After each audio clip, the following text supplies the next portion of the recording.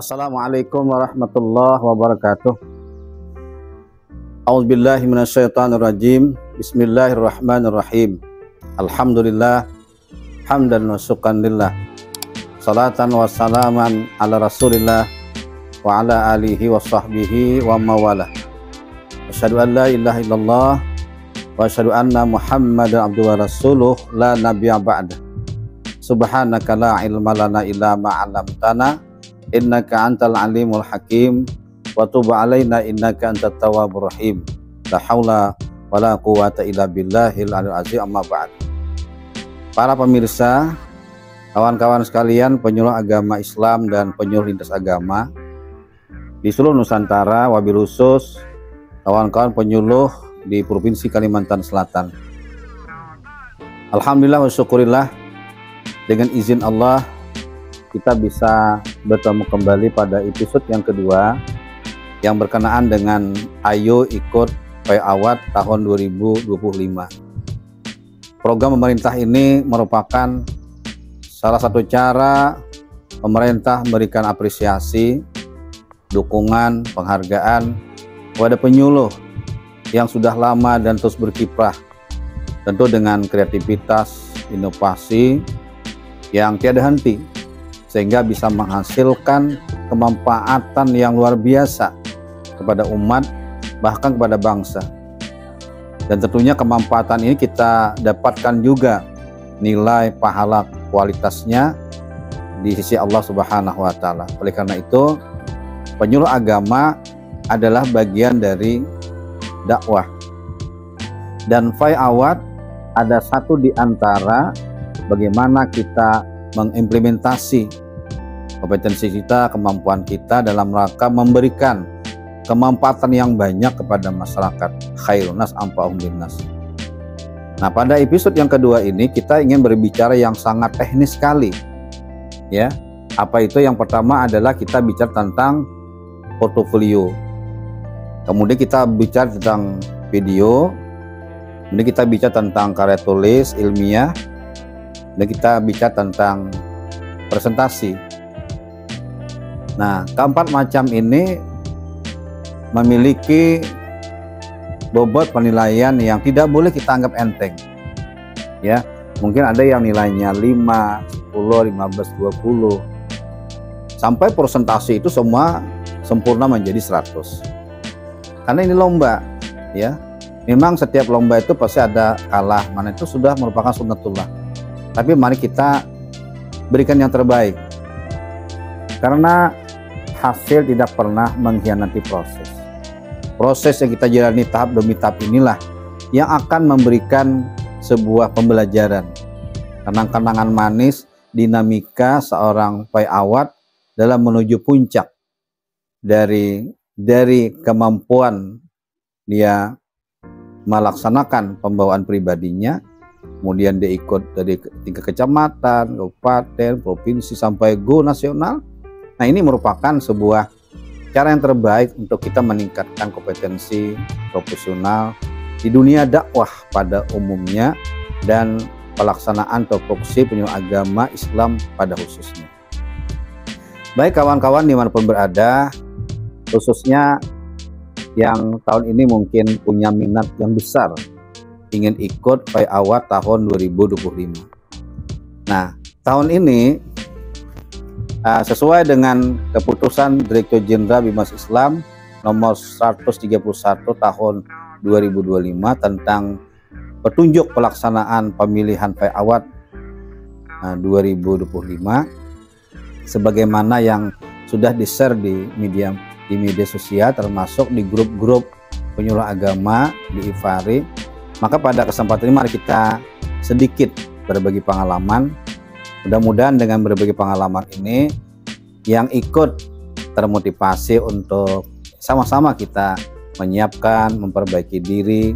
Dan yang tidak ikut mungkin siapa tahu nanti kapan, di mana, tahun berapa misalnya punya minat. Nah, kita sudah ada pengetahuan sedikit lah tentang apa itu Pai Awad dengan yang tahun ini 9 kategori.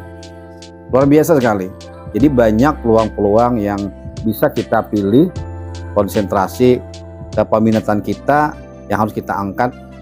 Intinya adalah mari kita sebanyak-banyaknya memberi manfaat kepada umat.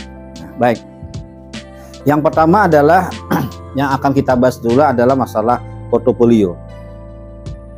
Di buku saya yang tahun 2023 kemarin terbit, itu sebagian besar sudah saya tulis. Ya, saya tulis pengalaman, tentu didukung oleh literatur-literatur. Karena saya menggunakan 3 prinsip. Jadi alamiah, ilmiah, dan juga ilahiyah. Nah, buku yang kita cetak tahun 2023 kemarin, pada saat kita pasca memperoleh anugerah juara 1 PAI Award tahun 2023 kategori penegakan hukum, alhamdulillah saya pelan, kemudian bergerak, terus kita nyusun, akhirnya terbitlah buku ini. Nah, yang pertama yang harus kawan-kawan siapkan menurut petunjuk itu adalah yang pertama masalah portofolio. Apa portofolio itu? Nah, di sini disebutkan bahwa portofolio adalah kumpulan dokumen seseorang, lembaga, kelompok, organisasi, dan sejenisnya yang memiliki tujuan untuk mendokumentasikan perkembangan suatu proses dalam mencapai tujuan yang sudah ditetapkan. Nah, hubungan dengan PAI Award ini adalah bahwa portofolio adalah profil penyuluh agama yang bersangkutan pada saat dia mengikuti perlombaan yang tahun ini dilaksanakan tahun 2025. Simpelnya begini kawan-kawan sekalian, PAI Award itu sama dengan my profile. Apa saja isi-isi dari profil itu? Nah, kebetulan pada tahun 2023 kami sudah menyusun portofolio dalam bentuk seperti ini. Ya, jadi sebelum buku ini kita tulis, kita terbitkan, bahan dasarnya adalah diantaranya di sini. Ini portofolio, ya. Kawan-kawan bisa melihat portofolionya sedemikian rupa bentuknya. Ya, mungkin desain-desainnya boleh lebih beda-beda sedikit, tapi ya tidak jauh lah. Ya seperti inilah, sederhana saja. Tapi yang terpenting adalah isinya, isi dari portofolio. Nah, isi portofolio itu sebagaimana dilihat pada portofolio di sini. Di sini ada 4 aspek penilaian yang harus kita penuhi, kemudian kita hadirkan data fisiknya, kita bukukan, nanti kita kirim ke link sebagaimana diminta oleh panitia. Nah, yang ini ada 4. Pertama, portofolio itu harus berisi aspek penilaian. Misalnya adalah kualifikasi dan tugas pokok. Nah, di sini kan ada 4 ini. Yang pertama, kualifikasi akademik. Ya, apa jenjang pendidikan kita lah. Saya kira semua kita memiliki ini. Oleh karena itu sejak sekarang itu sudah harus kita siapkan. Nah, kemudian lagi frekuensi binaan. Nah, binaan ini tentu setiap kita tidak sama jumlahnya. Ya, tidak sama frekuensi binaannya. Nanti frekuensi ini maksudnya kapan kita melakukan kegiatan, ya, bagaimana objeknya, apa peran kita, itu frekuensi. Nanti buatlah dalam bentuk tabel misalnya, ya, yang sederhana saja. Nah, di sana dibikin data, kemudian di bawahnya sebelah kanan tertanda kita, kemudian mengetahui. Nah, waktu saya dulu di situ adalah kasih Mas Islam. Nanti silahkan kawan-kawan bisa melihat contoh yang lebih lengkap dari lampiran-lampiran yang ada pada kami misalnya. Ya, silahkan nanti berkomunikasi secara khusus melalui kontak person nomor HP kita. Kemudian jumlah binaan. Nah, jumlah ini kan variasi. Ya, paling tidak kita punya 4 lah. Lebih silahkan. Nah, kebetulan saya memiliki, kalau binaan itu yang variasi. Ada yang umum, ada yang khusus. Ya. Nah, kalau yang umum itu misalnya taklim. Kalau khusus itu misalnya seperti lapas atau rumah sakit, nih klasifikasinya khusus. Itu juga dibikin tabel nanti. Di bawah sebelah kanan bawah kita sebagai penyuluh, di sebelah kiri atasan kita. Dalam ini adalah kasih bahasa Islam. Kemudian berikutnya isi portofolio kualifikasi dan tugas pokok adalah laporan bukti bimbingan dan penyuluhan selama 2 tahun terakhir.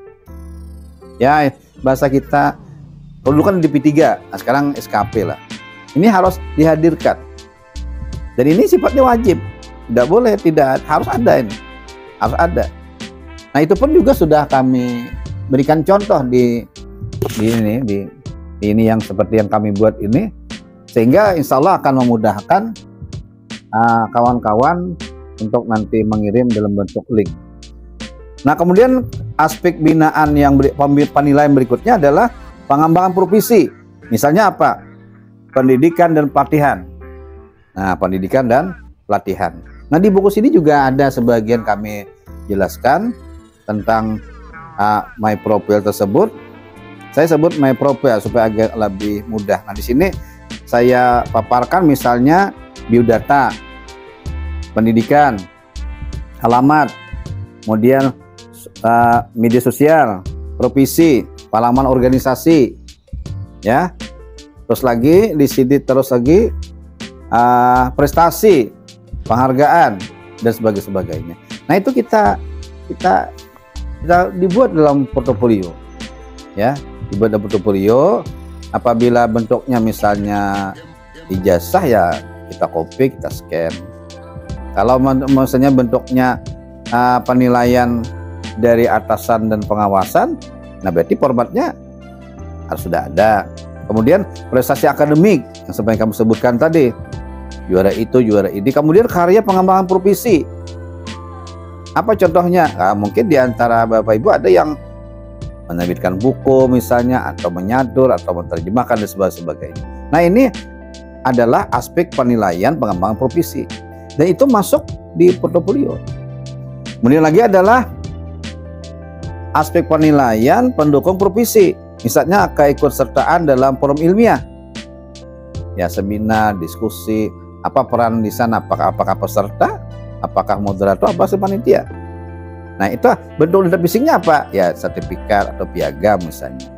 Kemudian yang lainnya memiliki sertifikasi profesional, profesional yang keprofesian. Nah saya kira kawan-kawan sudah memahami ini. Tinggal nanti bagaimana kita mengumpulkan data ini yang tersusun dengan rapi dan baik. Kemudian lagi adalah penghargaan dari berbagai lembaga. Nah, lembaga yang memberikan penghargaan kita dalam bentuk apa? Ya biasanya sertifikat atau piagam. Kemudian penghargaan dari berbagai lembaga, seperti yang saya sebutkan tadi, memiliki sertifikasi profesional. Yang terakhir dari portofolio aspek penilaian adalah publikasi profil dan tanggapan publik. Misalnya publikasi profil penyuluh agama Islam. Jadi dipublikasikan tentang kegiatan-kegiatan kita, bisa dalam bentuk foto misalnya, atau dalam bentuk video misalnya. Tapi ini belum bicara video yang salah satu komponen tadi, belum. Ini khusus publikasi profil tanggapan publik, ya. Kemudian yang berikutnya adalah tanggapan publik testimoni. Tanggapan publik ini berhubungan dengan respon publik yang berhubungan kelompok binaan, di luar kelompok binaan atau tokoh dan sebagainya. Kemudian lagi adalah yang berikutnya, aspek yang tidak boleh kita tinggalkan juga adalah karya tulis ilmiah. Nah, karya tulis ilmiah ini merupakan bagian yang sangat penting di antara 4 macam ini. Ini menurut saya, karena ibaratnya inilah rumah awal kita di Pak Awad. Jadi kalau saya gambarkan misalnya secara sederhana, Pak Awad itu kan seperti orang memiliki tanah, kamu ingin bikin bangunan. Nah kan bangunan itu misalnya rumah itu ada kamarnya, ada perabotnya, kemudian ada halamannya dan sebagainya. Nah jadi KT ini ada rumahnya. Sedangkan kamar-kamarnya adalah video, misalnya portofolio, PPT. Nah kalau presentasinya adalah kita ingin menjelaskan ini adalah rumah saya, tanahnya sekian, bentuknya seperti ini, kamar-kamarnya begini. Nah, itu namanya presentasi. Baik, kita kembali. Nah, karya tulis ilmiah ini pada tahun ini kalau kita melihat dari contoh yang sudah disampaikan dan disebarkan dari keputusan Kep Direktur Jenderal Islam nomor 131 tahun 2025 tentang petunjuk pelaksanaan pemilihan awal tahun 2025, khususnya berkenaan dengan sistematika penulisan karya tulis ilmiah. Ini saya lihat ini adalah versi karya tulis ilmiah versi akademik. Apa saja yang harus kita penuhi? Nah, di sini sudah tertera sedemikian lengkap. Tinggal kita memenuhi apa yang diinginkan oleh sistematika ini. Ini kan ada halaman judul, abstrak, pendahuluan, kajian pustaka, metodologi, hasil penelitian pembahasan, kesimpulan, dan juga saran. Nah, mari kita bahas secara singkat, ya. Yang pertama adalah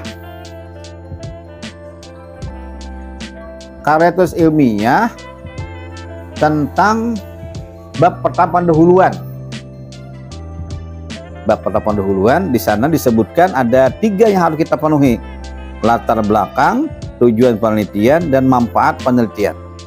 Nah, dalam bab pertama ini yang harus kita perhatikan latar belakang itu adalah pertama, peran penting penyuluh agama Islam itu sendiri. Jadi kita jelaskan dalam tulisan itu peran kita itu apa. Dan ini perannya ini vital, penting. Ya. Sehingga dengan latar belakang itulah kita punya metode mengangkat nanti hubungan dengan permasalahan, dengan judul seterusnya. Yang kedua adalah di dalam latar belakang itu ada tantangan penyuluh agama Islam. Jadi tantangan kita sekarang ini yang berhubungan dengan kategori yang Bapak Ibu pilih, dengan judul yang Ibu angkat nanti, itu harus memiliki tantangan spesifik oleh penyuluh yang bersangkutan. Jadi sana diuraikan tantangan yang dihadapi penyuluh agama dalam menjalani tugasnya seperti perubahan zaman, teknologi, dan juga isu-isu kontemporer.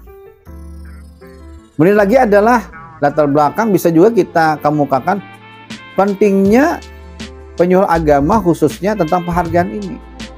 Ya. Jadi penghargaan ini juga memicu semangat sekaligus juga tantangan. Nah, inilah beberapa hal yang berkenaan dengan bagaimana kita membuat karya tulis ilmiah dari aspek latar belakang misalnya. Ya. Nah, setelah itu baru kita fokuskan apa fokus penelitian, efektivitas program penyuluhan, kemudian peran teknologi penyuluhan, pengembangan kompetensi penyuluh. Nah, berikutnya lagi adalah tujuan penelitian. Nah, ada 2 di sini, tujuan umum dan tujuan khusus. Kalau tujuan umum itu biasanya penelitian harus selaras dengan fokus penelitian yang telah ditentukan. Misalnya untuk menganalisis efektivitas program penyuluhan yang inovatif dan berdampak positif bagi masyarakat. Kemudian kalau tujuan khususnya, nih misalnya ya, misal untuk mengidentifikasi jenis program penyuluh yang inovatif dan berdampak positif bagi masyarakat. Yang kemudian yang bagian ketiga dari bab pertama ini adalah manfaat penelitian. Misal saja apakah manfaat akademis kah, manfaat praktis kah, atau manfaat di mana kita melakukan penelitian. Misalnya di tempat saya ini, saya kemarin tahun 2023 itu kan penegakan hukum. Maka manfaat yang akan saya angkat adalah pertama bagi narapidana garis miring santri, kemudian bagi petugas atau sipir, kemudian bagi tenaga pengajar, ya, kemudian bagi masyarakat, kemudian lagi bagi keluarga narapidana, kemudian dari pihak pemerintah dan sebagainya. Nah, ini kita kemukakan manfaat-manfaatnya, ya. Maka dengan demikian insya Allah pada bab yang pertama ini, baik latar belakang, tujuan penelitian, manfaat penelitian, itu sudah terlihat. Nah berikutnya baru kita lanjutkan pada bab yang kedua. Apa bab kedua? Yang di sini kan diminta adalah bab kedua ini kajian pustaka. Misalnya landasan teori. Di sini diminta kita landasan teori nih. Nah, landasan teori pertama adalah pengertian penyuluh agama. Akhirnya ini singkat-singkat saja. Tujuan penyuluh agama, prinsip penyuluh agama Islam, ya bolehlah ingin dirinci misalnya apakah prinsip dari segi tauhid kah, dari prinsip Al-Quran kah, dari prinsip kemanusiaan kah, atau prinsip kesetia kawanan. Ini misal saja, ya. Kemudian bisa juga kita tambahkan dengan model penyuluhan. Itu sangat Bapak Ibu nanti relate atau hubungkan dengan kategori dan spesifik yang akan Bapak Ibu angkat dalam karya tulis ilmiah tersebut. Jadi model penyuluhan agama Islam, kemudian efektivitas penyuluh agama Islam, ya, kemudian metode penyuluhan agama Islam, evaluasi penyuluhan. Nah, kemudian juga kita diminta di sini untuk mengemukakan penelitian terdahulu, ya. Apa maksudnya? Penelitian orang lain yang juga meneliti yang sama, cuma spesifiknya berbeda. Jadi yang kita penelitian yang relevan dengan apa yang kita angkat, kemudian persamaan perbedaannya, kemudian kontribusi penelitian. Kalau penelitian orang lain misalnya yang Bapak Ibu nanti kemukakan di karya tulis Bapak Ibu, apa kontribusinya?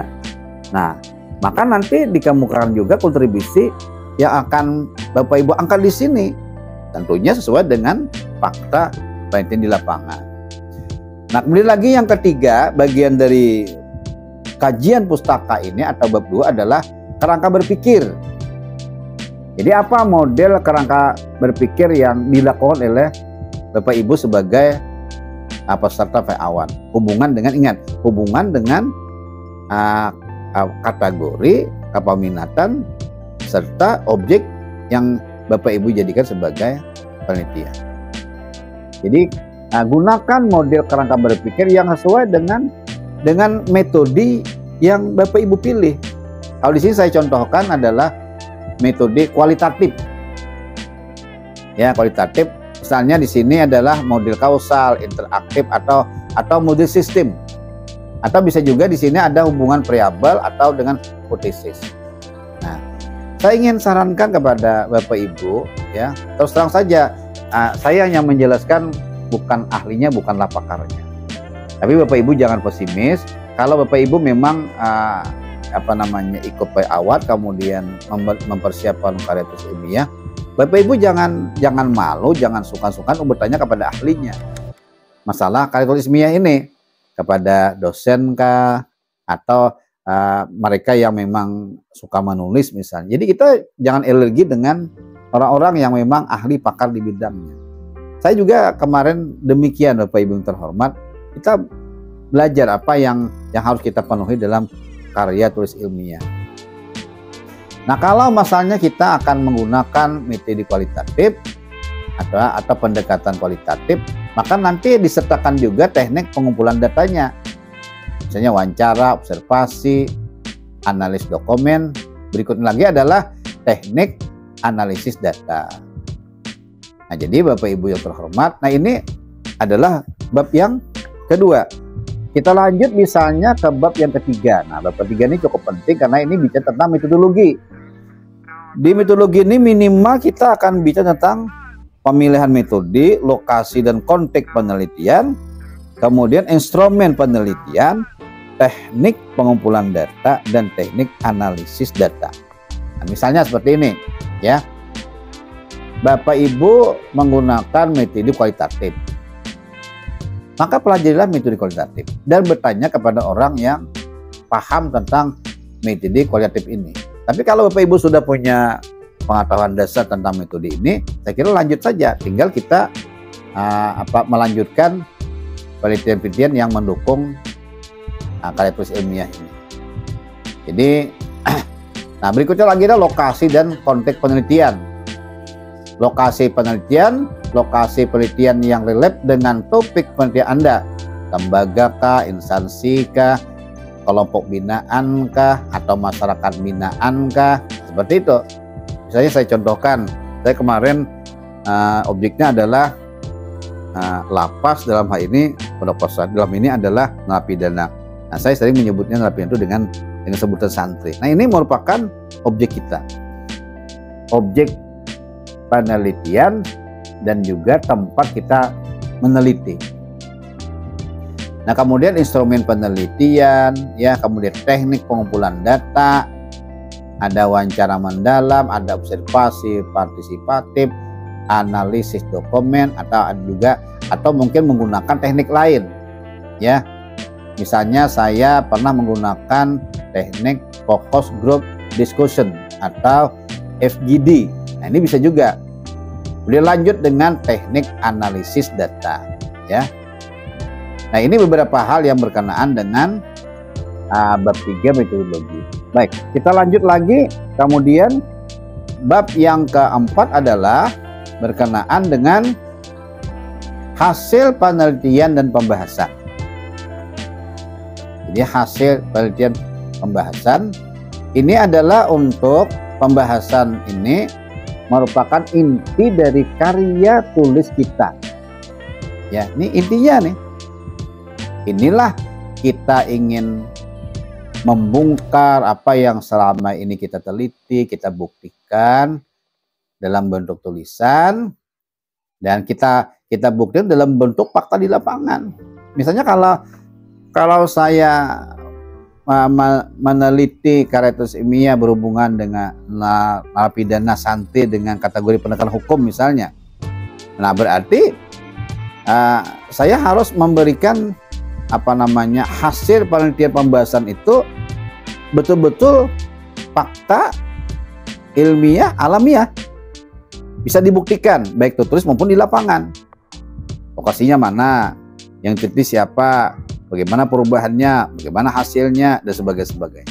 Nah, jadi di sana adalah pada bab yang keempat ini hasil penelitian dan pembahasan.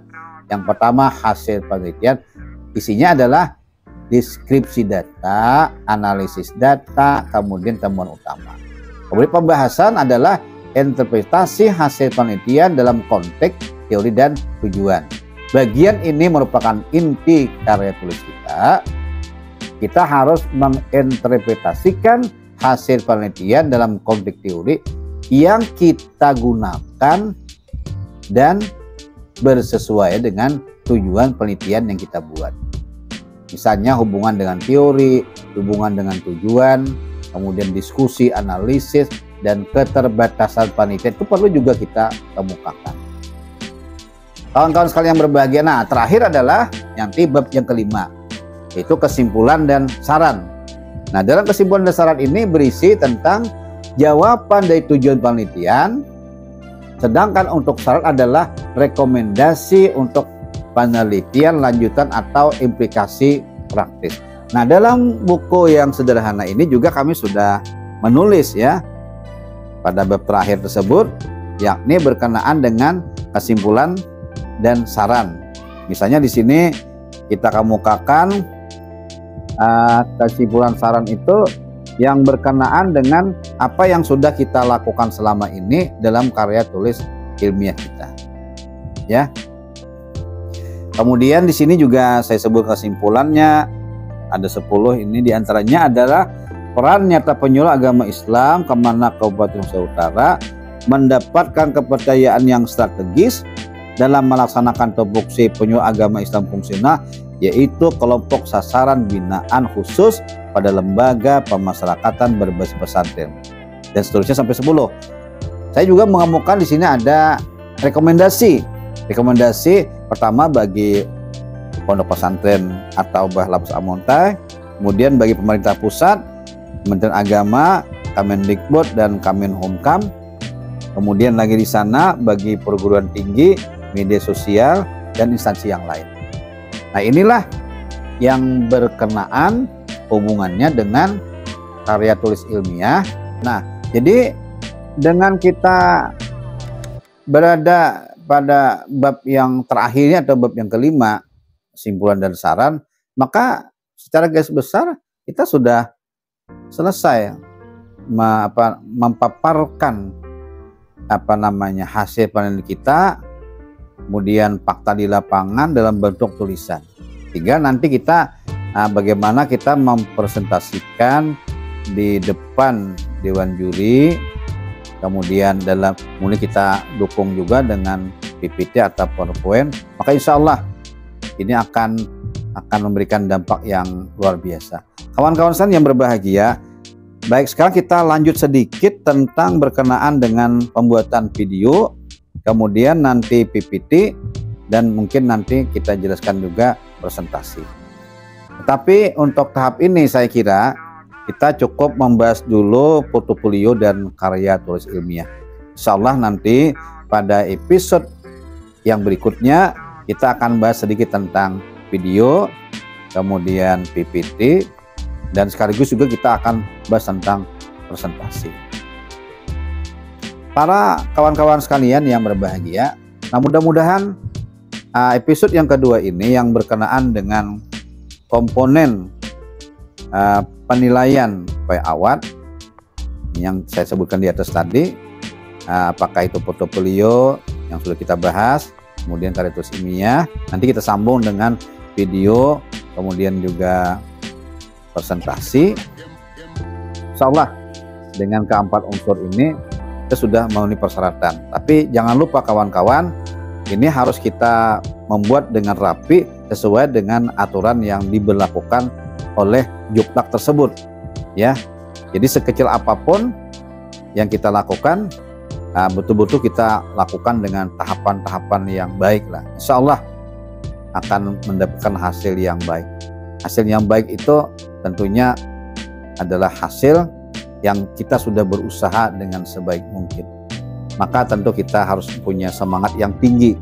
Dulu saya punya slogan semangat lah, sebagaimana yang sering diutarakan, haram menyerah wajah sampai ke puding. Jadi dapat semangat, bagi waktu dengan baik, kemudian kita berusaha, kita berikhtiar. Itulah bagian dari tawakal kita kepada Allah Subhanahu wa Ta'ala. Saya kira ini yang bisa kami sampaikan untuk episode yang kedua ini. Insya Allah umur panjang, waktu ada, kita bisa bersua kembali pada episode yang ketiga, yakni insya Allah nanti kita bahas tentang video, kemudian PPT, garis miring, presentasi, dan kalau ada juga waktu nanti kita akan sisipkan juga bagaimana kita melakukan uji publik. Uji publik itu dua, ada internal, ada eksternal. Nah ini juga dalam rangka menyiapkan seoptimal sebaik mungkin kawan-kawan yang mengikuti PAWAD. Mudah-mudahan yang ikut tahun ini lancar, berkah, juara, dan bisa go nasional. Demikian, wallahu a'lam bishawab. Wallahul muwaffiq ila aqwamit thoriq. Assalamualaikum warahmatullahi wabarakatuh.